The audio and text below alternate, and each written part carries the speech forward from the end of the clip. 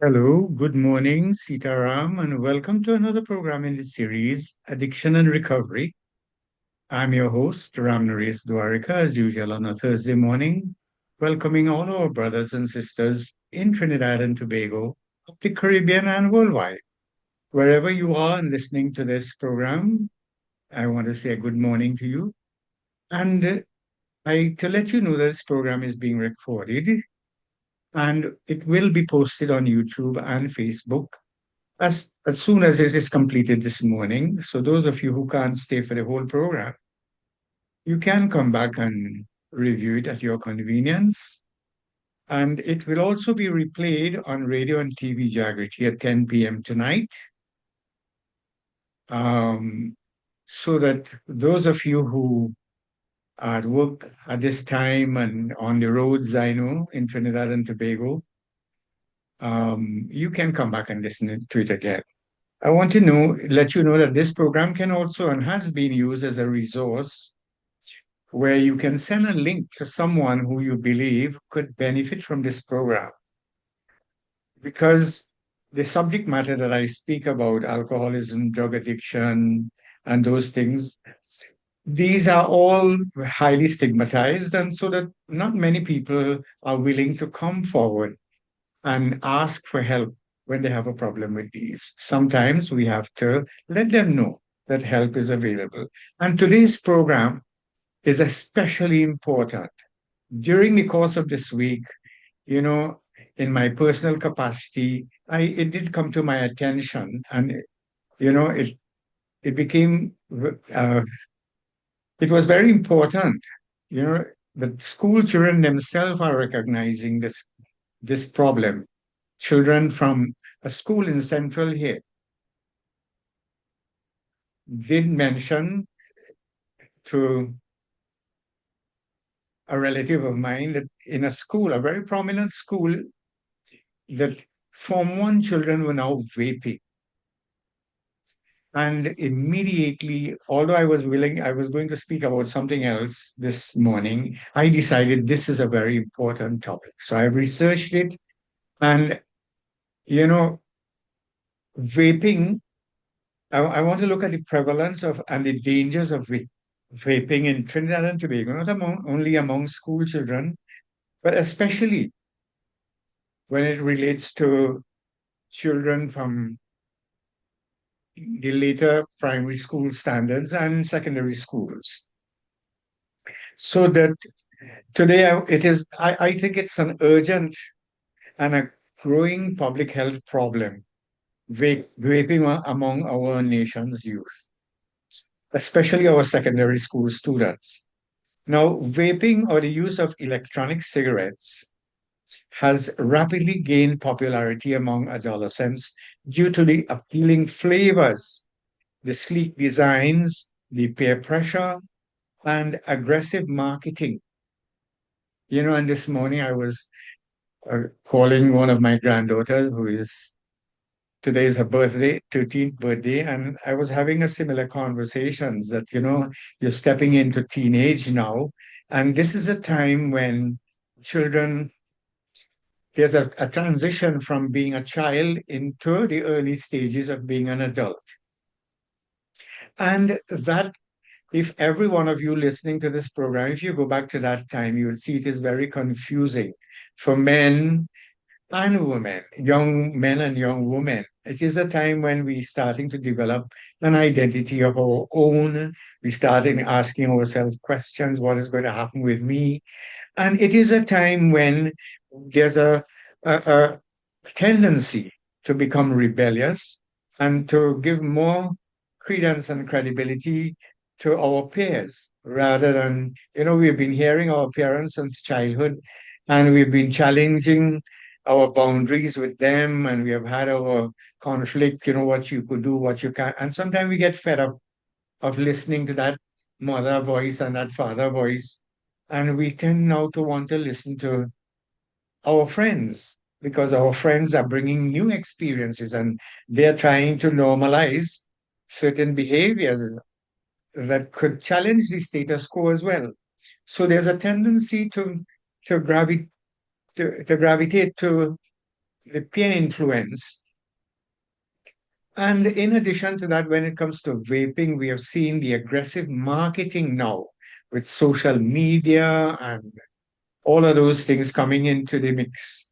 So that many young people believe that vaping is harmless. In fact, not only young people, I've met adults who think that it is a good substitute to cigarette smoking. But this belief can carry serious consequences and is literally very dangerous. So that in Trinidad and Tobago, the Global Youth Tobago Survey found that 17.2% of students aged 13 to 15 were current e-cigarette users. I want to repeat that. In Trinidad and Tobago, the Global Youth Tobacco Survey found that 17.2% students aged 13 to 15 were current e-cigarette users. That is, they're vaping, meaning nearly one in every six students was actively vaping. Now, were especially affected with even higher rates than girls. And that these are from figures supplied by the World Health Organization. Now, this is not simply a trend. It is a major threat to adolescent health education and long-term well-being. So today, we will discuss one, the prevalence of vaping among young people, why vaping is so attractive to students, the physical, psychological, and social dangers of vaping, the impact on schools and families, and also before the end of this program, I want to look at solutions that parents, educators, communities, and even policymakers can implement. Now, in my practice here, I have been working for the last over 40 years in the field of addiction, drug addiction, and I have been able to help literally hundreds of people to come off cigarettes. And lately, I've been working with people who are addicted to e-cigarettes, that is vaping. And I see it up front. You know, I have seen young men in their early 20s, you know, fainting, falling, passing out because of vaping, having to be hospitalized. So that let us look at what is vaping. Vaping involves inhaling aerosol produced by an electronic device, often called vape pens. There's sometimes you use the word e-cigarettes. Some people call it pods. And of course, there's disposable vapes, and there's another name, they call it mods. They have this has been around for quite a little while and it is becoming more and more popular. Now, these devices typically contain nicotine because the same thing we are avoiding in cigarettes, nicotine, it is also put in vapes. But not only nicotine, there are also flavoring chemicals that are put in the vapes. There are also heavy metals as well. There's something, there's also ultrafine particles, and there are also volatile organic compounds in these vapes.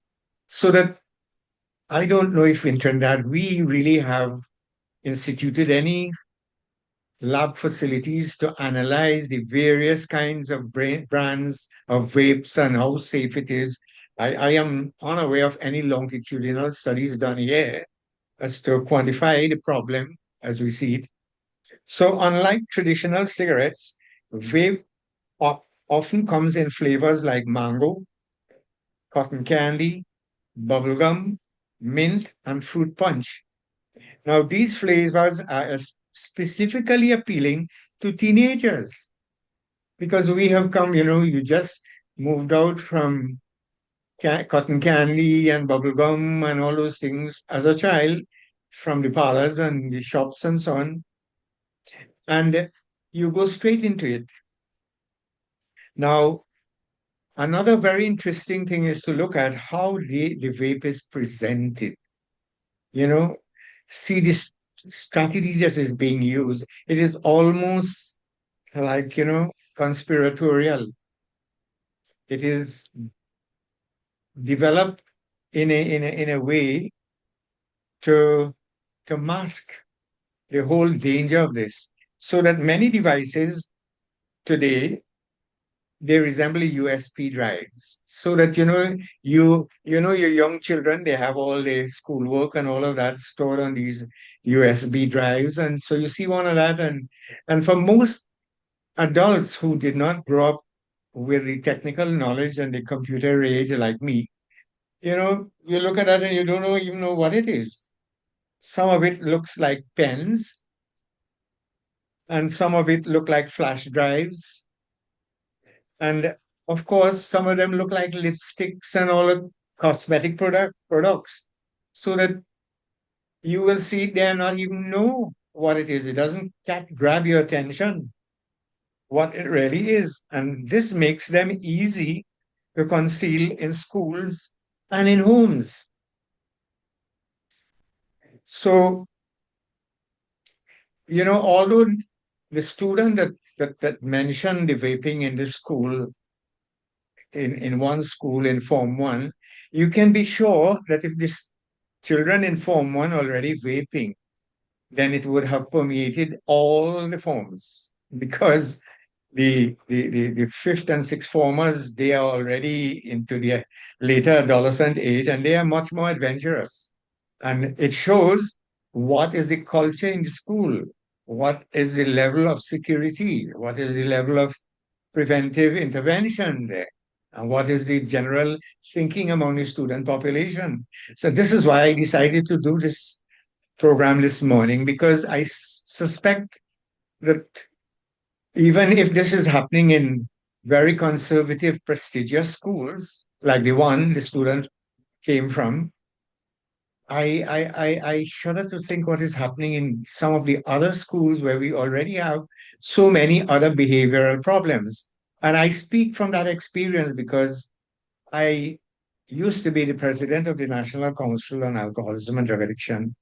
And yes, in that capacity, we visited many schools in Trinidad and Tobago. We've done surveys, we were doing peer group counseling and so on. And there used to be a very heavy incidence of alcohol use among the student population. Now, we also know that there was cigarette smoking, which is much more easier to disguise. People go behind the school and light up, and they can easily hide it and throw it away and all of that. And so I can understand why this could become a very, very big, in fact, a national problem in Trinidad and Tobago. So that let us look at why are secondary school students vaping. Why? One is peer pressure. You know, I go back to my own experience with cigarettes. I remember the first time I smoked a cigarette. Me and some friends, we had left our village and walked to another village where they had just dredged a new river, and everybody was going there. It was like a local beach. And it was and when we got there, one guy whose father I can say was an alcoholic, he stole a cigarette from his father's pocket, and he brought it out and lit it up, and he take a few pulls from it, and then he passed it around. And when it came to me, I was not going to be less than any one of them. I was also, I was curious. I mean, seeing the adults smoking. And this is what I was saying to my son this morning as well. Our children learn what they see more than what we tell them by the examples we set. And so children are growing up seeing the adults in those days smoking cigarettes, and we can't wait to have that experience. So I took it. I coughed a lot. I was laughed at by my friends, but I decided I was going to become perfect the next time. So I took my grandmother half cigarette she used to have in a matchbox and practiced with it as well. So that, we have to look at the whole question. We know the power of advertising. And so that today, in addition to in the old days, you had a radio and television and newspaper.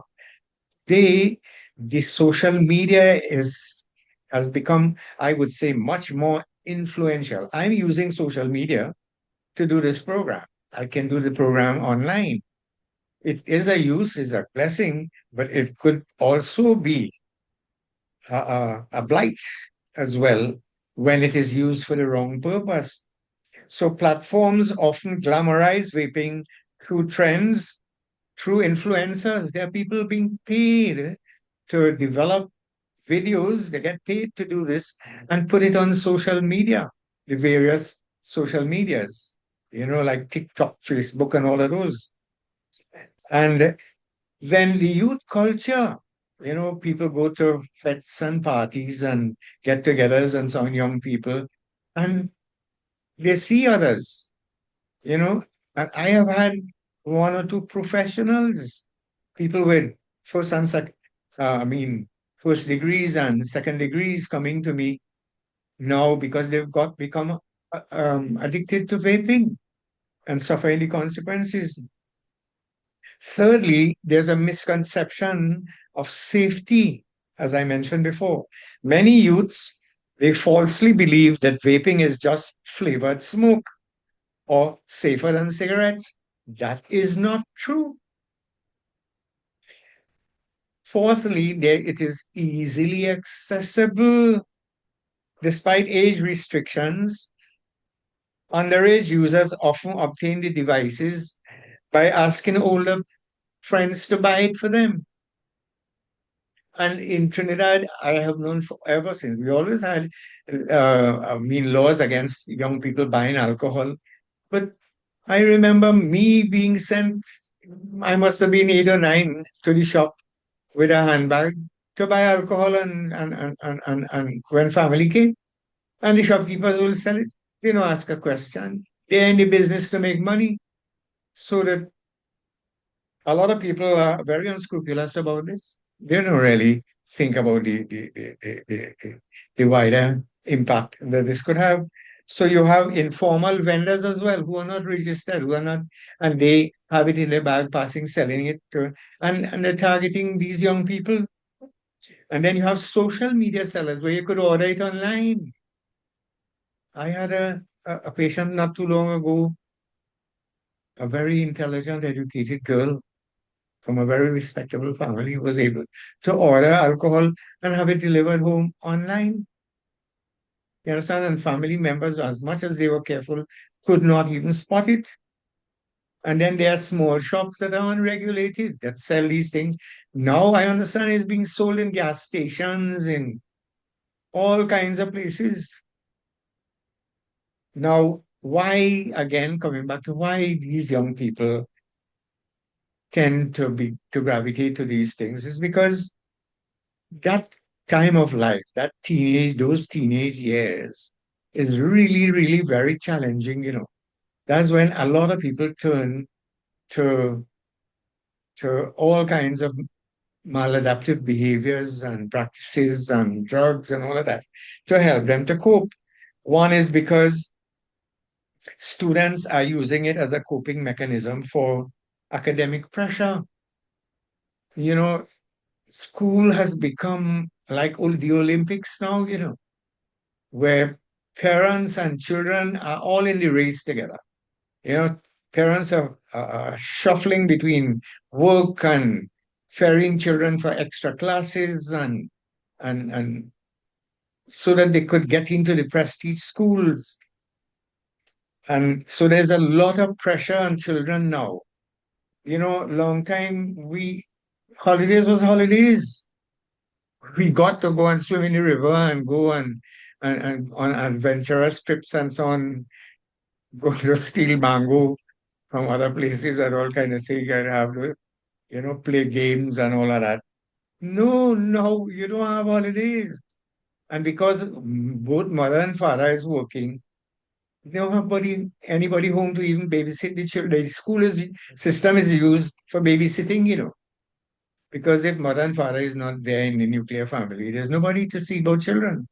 So the school keeps them there and they're, until they come from work and pick them up. And so during the holidays, they're sent off to holiday camps, which sometimes are like concentration camps. It's from discipline to discipline. And children, I mean, there's a lot of pressure so that they're seeing parents drinking alcohol, smoking cigarettes. Now their friends vaping and all of that.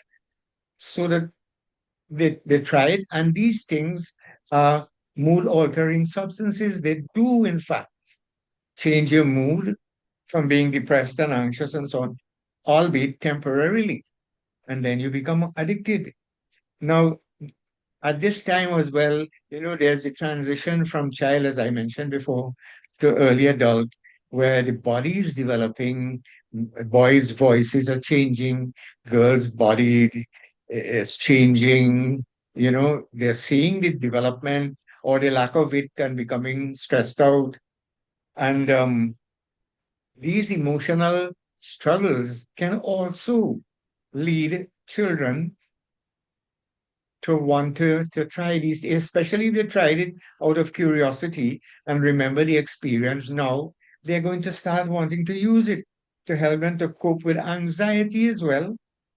And of course, as I've mentioned several times before, children are not only curious about geography and history and all of these things, they're also curious about alcohol and cigarette and all these things. Why the big hype?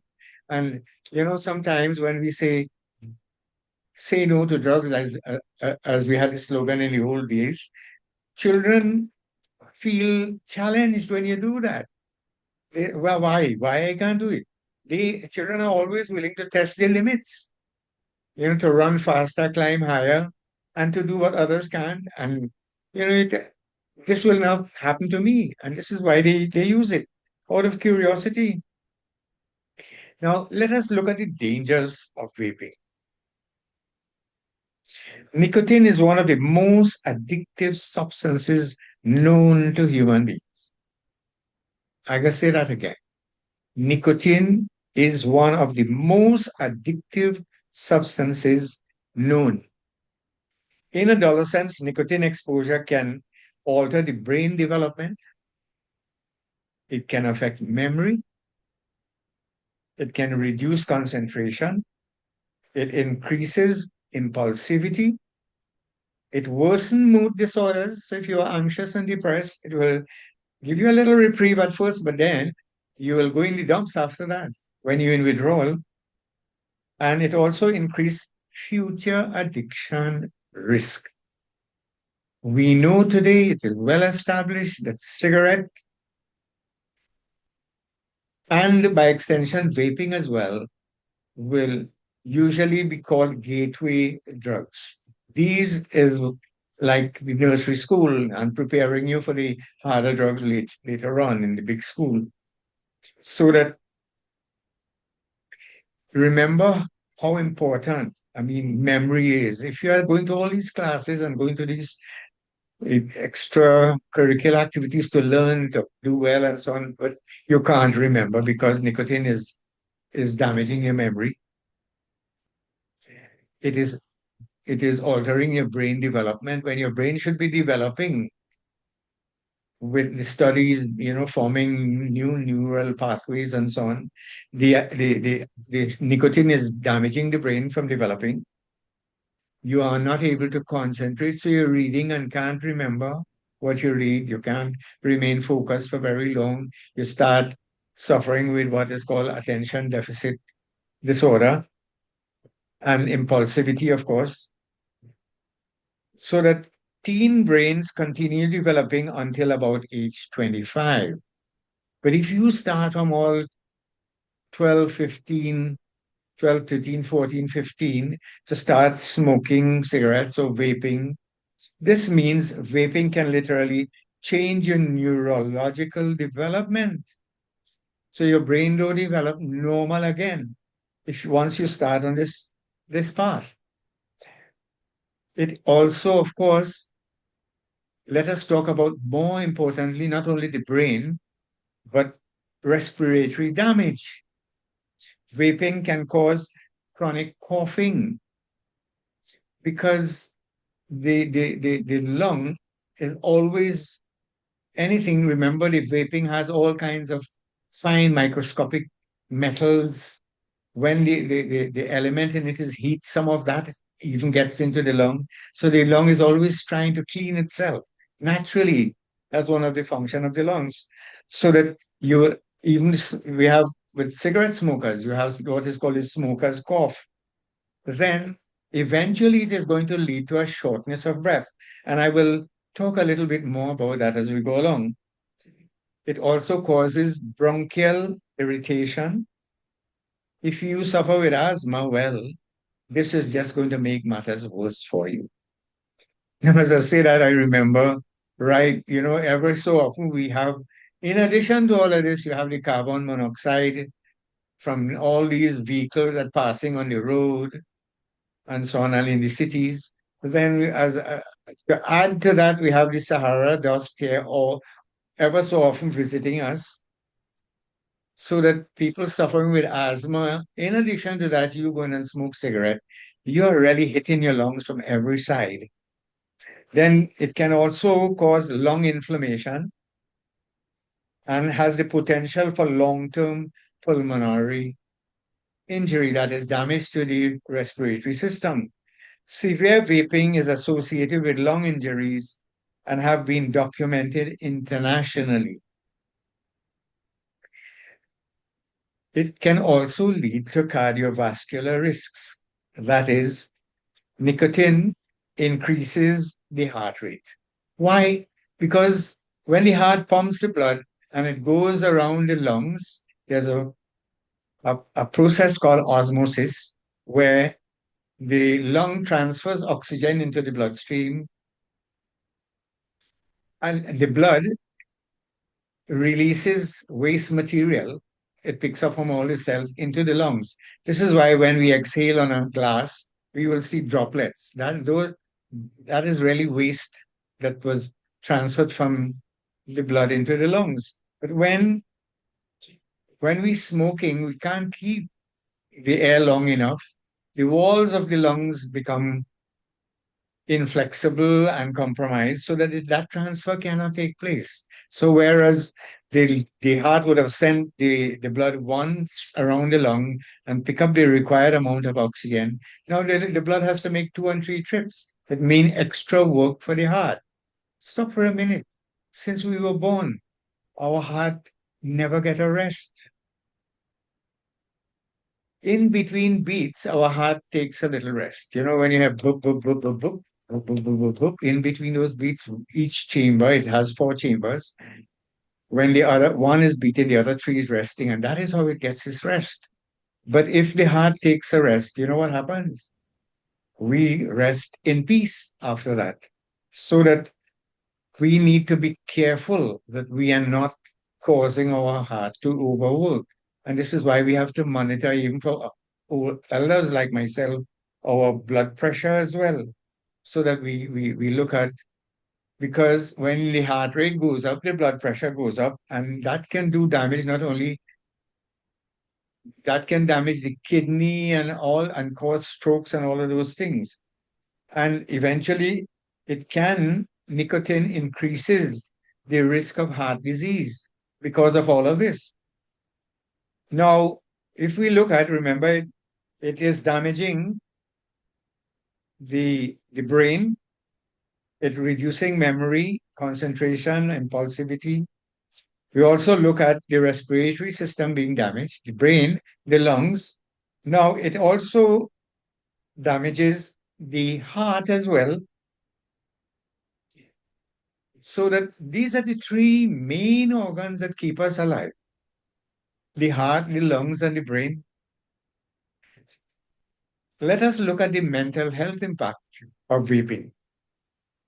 Now, regular nicotine use can contribute to anxiety, depression, mood swings, and cause a dependent cycle. We know that a lot of people, once you start smoking, you can't seem to stop. Well, not that you can't, but you have to get help. as I mentioned earlier on, yes, I have used acupuncture to help a lot of people to come off cigarettes and vape and all of that.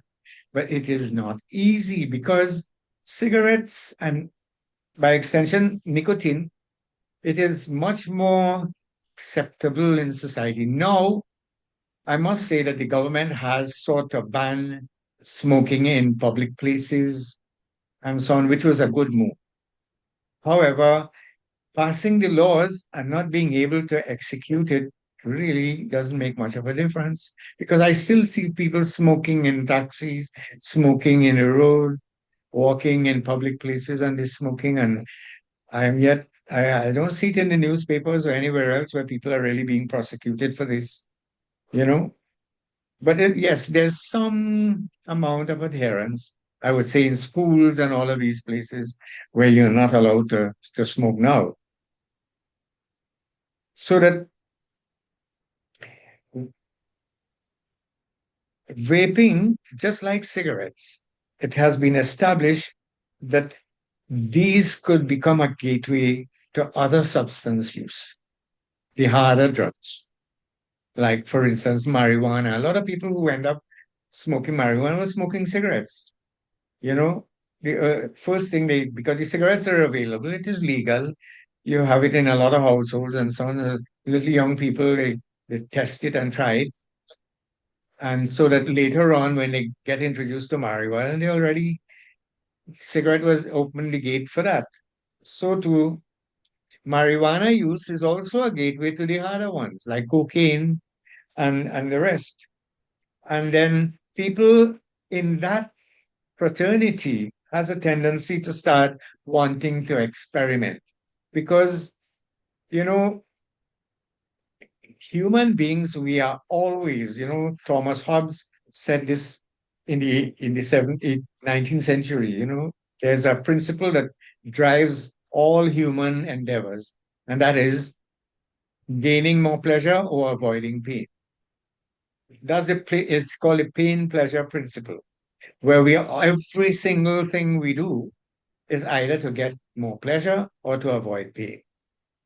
And in getting more pleasure, if one drink could make you feel good, it stands to reason the brain is going to work it out that two will make me feel better, and three. And so eventually dependence and tolerance steps in. So that the same one beer that got you tipsy and so on, or one cigarette that made your mood change, eventually, when you develop tolerance, one is not going to do it anymore. You have to smoke more than one. So you have to smoke more marijuana or drink more alcohol or use more cocaine to get the same effect so that you develop tolerance. Now, let us look at some of the educational and social consequences of vaping. Vaping affects school life through academic decline. So that is for the teachers, for the parents, and all of that. This is one of the first telltale signs that a red flag that you'll want to look out for. You know, the decline in performance in school. And this is because of poor concentration. Because when a person vape, the brain becomes foggy. You know, their mood changes, their attention span is reduced. So that all of this affects their ability to focus and concentrate. It also reduces memory so that you have to go over one thing several times before it sticks. Takes more time, and because you can't get remain focused, you abandon your studies very quickly. You give up, you get fed up, you get frustrated, you feel overwhelmed. And of course, because of this, there's an increase in absenteeism. Because if you came home and you go and hide and smoke, vape in your room and all of that, then you have your assignment. Next thing after that, you can't do any assignment. When you don't do your assignment, there are going to be consequences. So you find an excuse without realizing it. Sometimes this happens subconsciously. And you find an excuse not to start, you're dropping out of school. You don't want to go to school anymore. because you start falling back in your grades, and you start feeling the pressure. You can't keep up with the other students who were not as good as you now. They are going way ahead of you, and you can't deal with that. Your ego can't deal with it.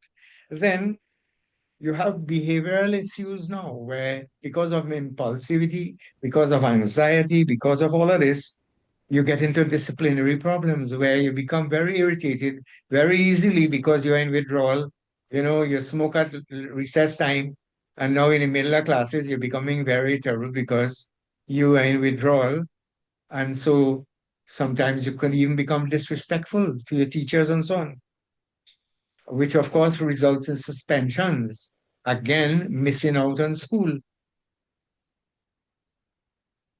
All of this leads to secretive behavior because, yes, it is against the laws of school. If they catch you with vaping in some school and so on, you'll get suspended. Your parents will be called in and all of that. So you go hide, and misery likes company.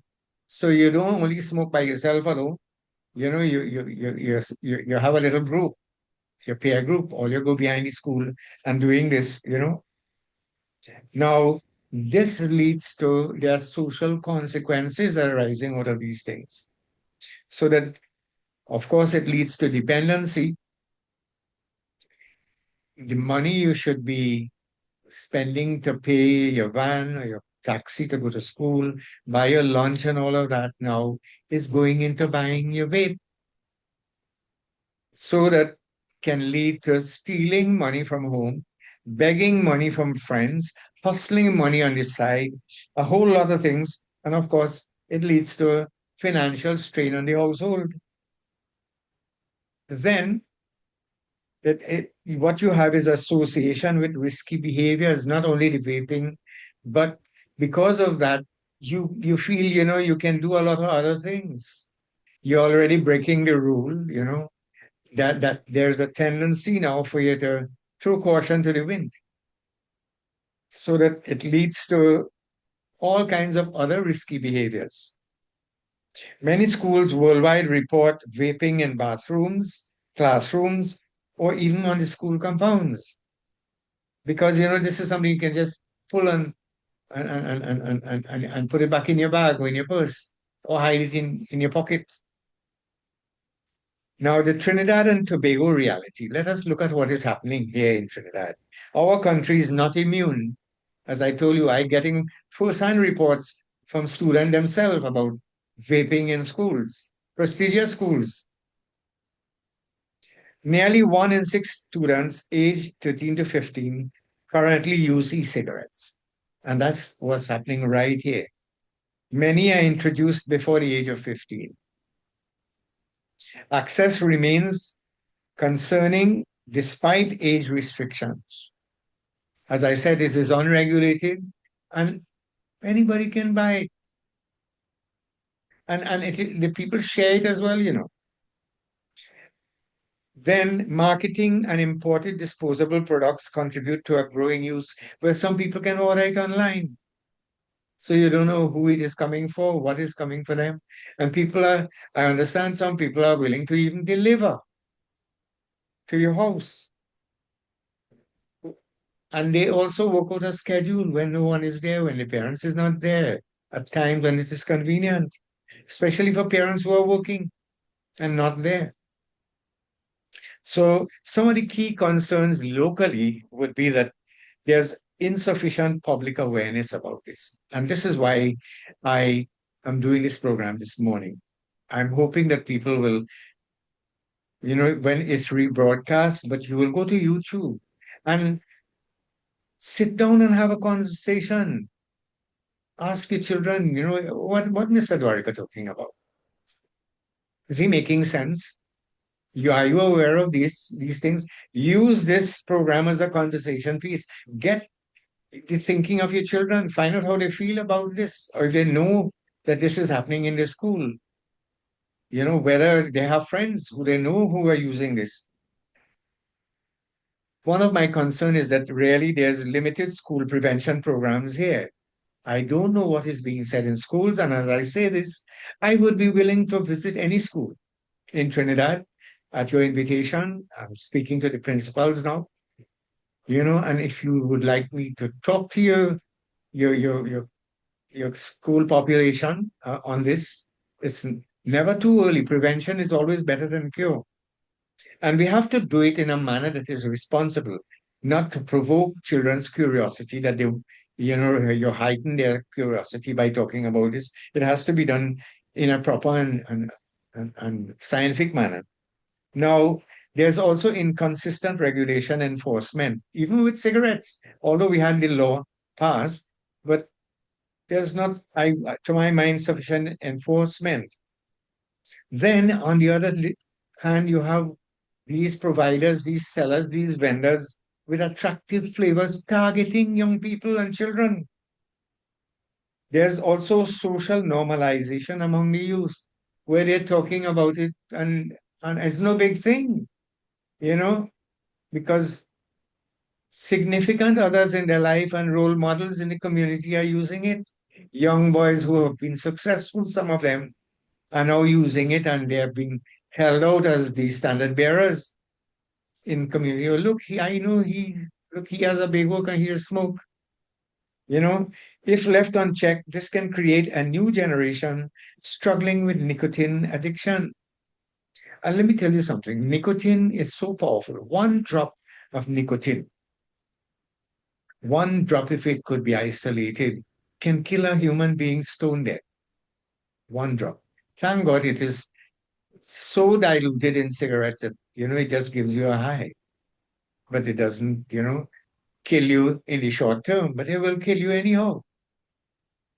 Now, warning signs for parents and teachers. You want to look at this. Watch for sweet or fruity scents. You're walking in your sunroom and it's smelling like bubble gum, cotton candy. Where is that smell coming from? You know, that is enough to send up a red flag. You need to investigate.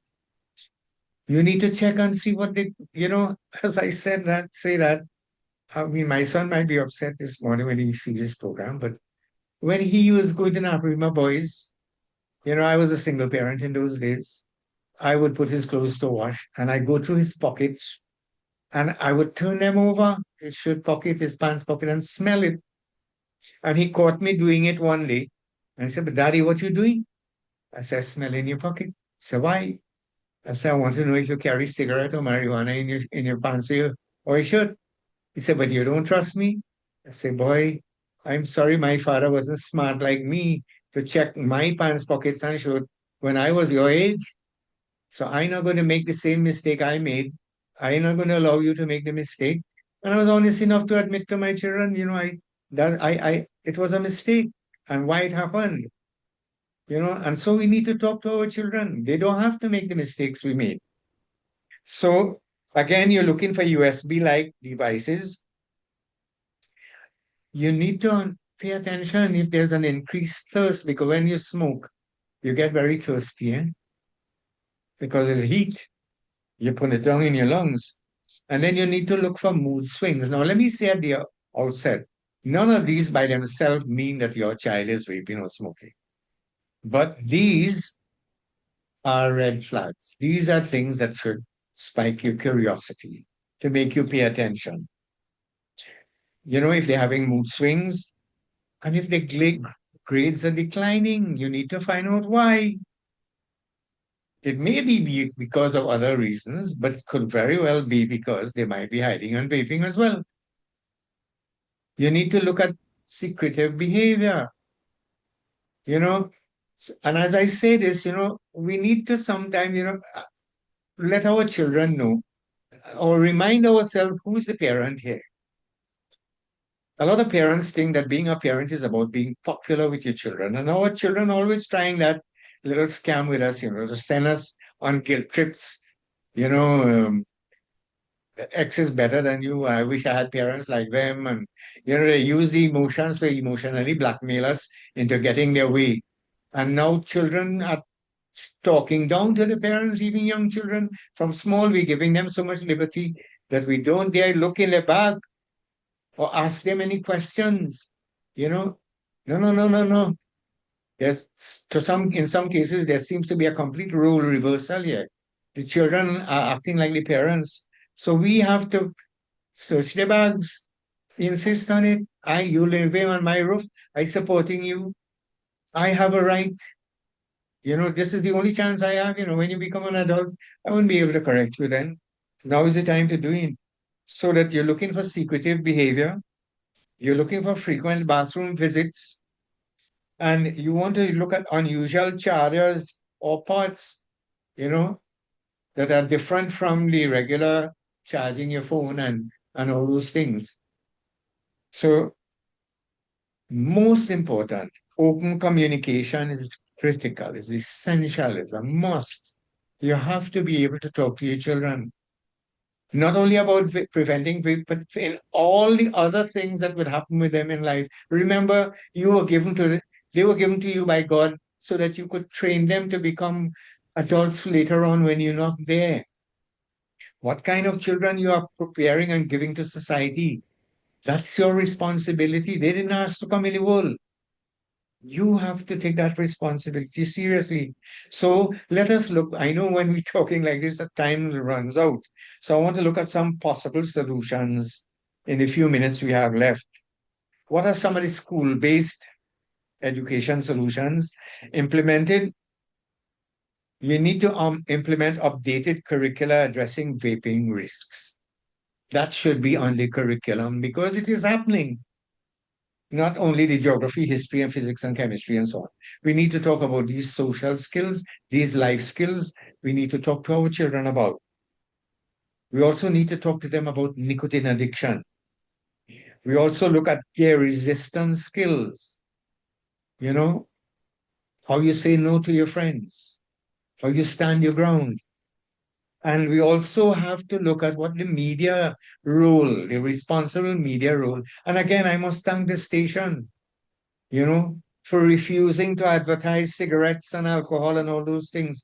They forego so much revenue so that they can be a responsible corporate citizen. And they provide this program free of charge every week since the inception of the station many years ago. And I want to congratulate the management and the staff for the effort, the human service they have been providing to this community. But coming back to parental involvement is critical because we can't outsource parenting. A lot of parents, without sometimes realizing it, but we are outsourcing our responsibilities to the teachers, to the caregivers, to the babysitter, you know, to everybody else because we are not there physically. And to overcompensate now because of that, we allow them extra privileges. We try to overcompensate them for that. Anything they want, the brand name shoes, the privileges to do this and that. And sometimes we get them apply even when they're disrespectful because they have learned now how to manipulate us and send us on guilt trips to have their own way. Listen, today we all who listening to this program, parents, must resolve no, this is going to stop. We need to sit down and have a conversation. So, first thing, if you're going to deal with something, you have to learn about it. So, parents need to learn about the vaping devices. You need to be able to identify it. You need to be able to discuss the risks openly. Means you have to do the research yourself. I learned a lot by doing this research myself to present this program. And I want this to be a trigger, a catalyst for you to go and inquire yourself and educate yourself so that you can spot the problem and you can talk about it.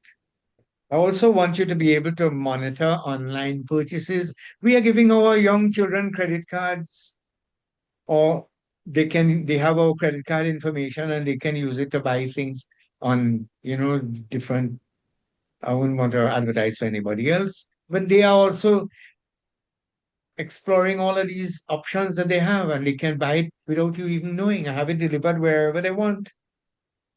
So that you need to monitor these things. You need to encourage healthy coping strategies. Get your children involved in prayer, in going to church, in going to temple on the weekends, praying in the morning before you go to school, whether you're Christian or Hindu. Get up and throw your gel, bow to your parents, get their blessings before you go to school. That way you'll, if you grow up bowing to your parents, you will not disrespect them later on. So if children are foregoing this and not taking the children and getting the help of the culture to keep your children on the straight and narrow, as we say, then you have nobody else to blame. So that we need to start that conversation and encourage healthy coping skills. Exercise is important, yoga, meditation, the gym, cricket, football, all those things. Our children are gradually becoming hermits. They're on their phone all the time, even around we need to have rules. No phone around the dining table. Put down the phone and let us talk.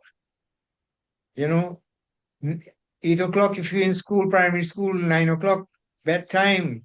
Leave your phone, your laptop, your devices on in a designated area. Don't go to sleep with it because while you are sleeping, you don't know what your children are looking at on their cell phones. Then there's legislative action. Government can strengthen sales enforcement, advertising restrictions. They can ban flavors in even in vapes. They can also just like we have for marijuana, the penalties is severe for being found with in possession or selling, marijuana around schools and all of that. So schools go on zone restrictions, and we can even target import regulations for these things. How much and what comes into the community. Then we need to have community outreach programs like what I'm doing here, public health campaigns through radio, television, social media, and the churches and the temples. You have captive audiences every Sunday or whatever days you have your services so that you can invite people like myself and others, professionals, to speak to your audiences so that you can educate your audiences so that they can now be able to take care of their children and prevent this scourge. Then, especially youth organizations, these are places that that should be targeted. Now, how do you deal with this? Counseling and early intervention. Students already vaping may need school counseling. You have school counseling services, and even in the school population, those of you who are not smoking, you need to bring it in a very, subtle manner. You can bring the information to the school counselor, to the dean of discipline, to the principal, because today is them, next day will be you. So that you need to have school counseling, you need to have addiction support because these things is not, once you become dependent, it is not easy to come off them. You need to have behavioral therapy, and you also have to have family support. It has to be a concerted effort between the counselor, the peer group, and the family. Excuse me. Then there's a very important role for the media to play in all of it. Media must avoid glamorizing and instead educate the population, highlight the risks, share recovery stories, and promote prevention. Time permitting, I would have expanded more on these, but suffice it to say that these are all important things that policymakers, community leaders need to insist on. Responsible broadcasting can save lives so that our nation's children are facing an invisible epidemic. Vaping may appear modern, harmless, and fashionable, but beneath the flavored cloud lies addiction, brain disruption, lung damage, emotional struggles, and a future of substance risks, because this is a gateway. Cigarette and vape is a gateway. Now, the choices we make today as parents, teachers, leaders, and citizens will determine whether our youth inherit a future of health or a future clouded by addiction. So let us act now, let us educate, let us regulate, and let us protect the next generation of Trinidad and Tobago, because our children deserve clear lungs, clear minds, and clear futures. That brings me to the end of this program. Again, I want to thank Radio and TV Jagriti for providing the airtime free of charge so that we can use this program, this media, to educate our brothers and sisters. And to remind all our listeners, this program is going to be posted on Facebook and YouTube at the end so that you can go back and listen to it. And please use it as a resource. Send it to as many people as you can so that they can also educate themselves and they can spread the message around. You could be a link in that chain that could save someone's lives later on. Again, it will be rebroadcast at 10 p.m. tonight. So those of you who was not able to listen, I know it's a lot of information in pretty long program. 1 hour is a long time. I know, I've been told, but it is very difficult to deal with a very comprehensive topic like this in lesser time. So I want to thank all of you who have stayed with me and who are listening to this program. And thank you again for spreading the message. And to let you know that this program again will be rebroadcast, and see you again next week, Thursday, same time on the same station. I want to